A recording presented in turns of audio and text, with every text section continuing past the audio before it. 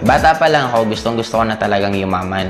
Mas lalo pa akong na-motivate nung dumating yung time na bumagsak yung negosyo ng mga magulang ko.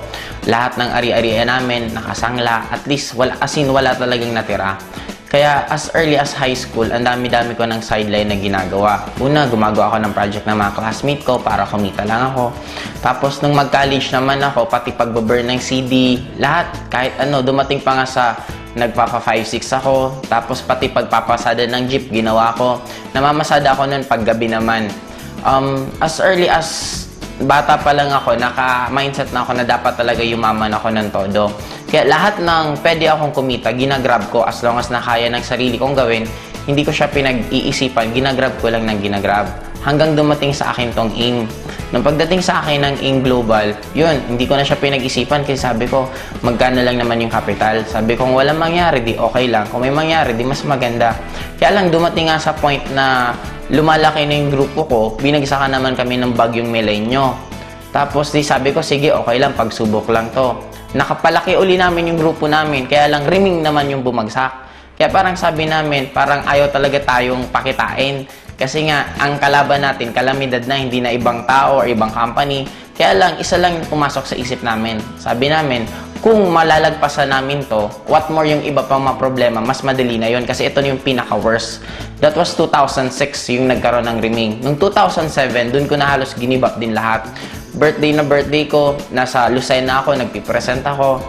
Basta ang dami kong ginawa na minsan hindi ko pa ginawa sa tanang buhay ko. Pero 2007, yun din yung time na nagkaroon ako ng first car ko. Yun din yung time na first time ko makapunta ng Hong Kong. Hanggang tuloy-tuloy na. 2008, yun, 2009, nakabila ako ng second car. Ngayon, kumikita na ako ng 7 figures a month. Kumbaga parang sabi ko, parang kailan lang.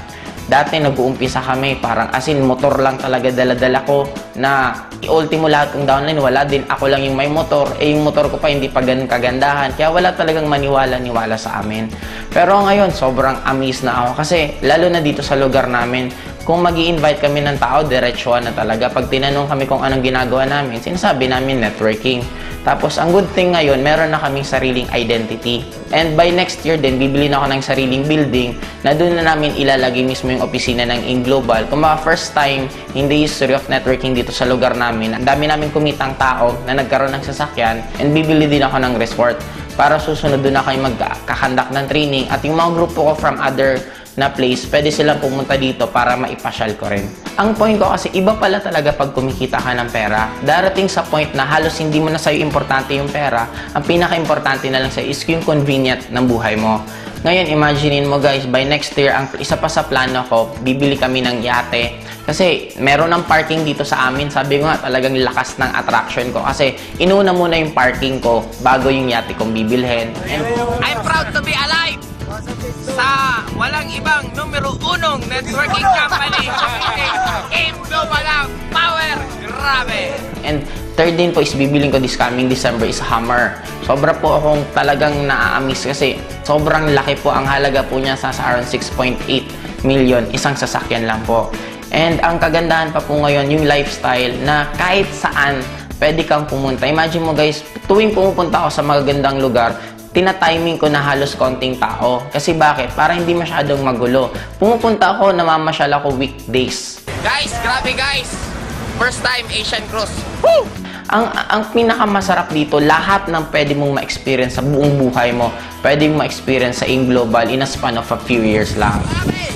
Power! Woo! Katatapos lang namin magyate. Ngayon, di mo ba gagawin namin? Mag-jet ski kami. Yeah!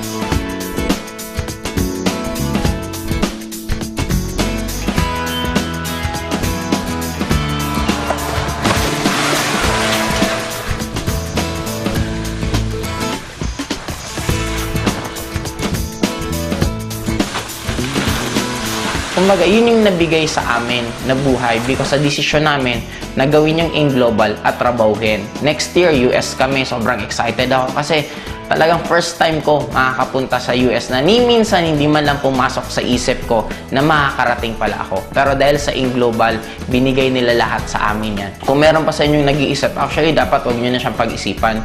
Kasi ang nakakaduda ngayon, hindi na yung networking hindi na Global. Magpo 4 years na ang Global, ang dami nang napayaman. Ang nakakaduda ngayon, kung pag-graduate mo ba, meron ka pang trabaho, or kung nagtatrabaho ka man ngayon, kung magkano yung natitira sa'yo. Ano yung point ko? Ang point ko lang, eto na yung nakikita nyo na yung result. Bakit kailangan nyo pang pagdudahan? Ang kailangan nyo na lang gawin, paniwalaan nyo. Kagaya ng mga iba kong friends, it took them 2 years bago nagsipag-join. Pero after 2 years yun, ngayon sila naman yung mga bibili ng sari-sariling sasakyan. Yun pala yung kagandahan sa AIM. Pag once naniwala ka at trinabaho mo, meron at meron at meron talagang mangyayari.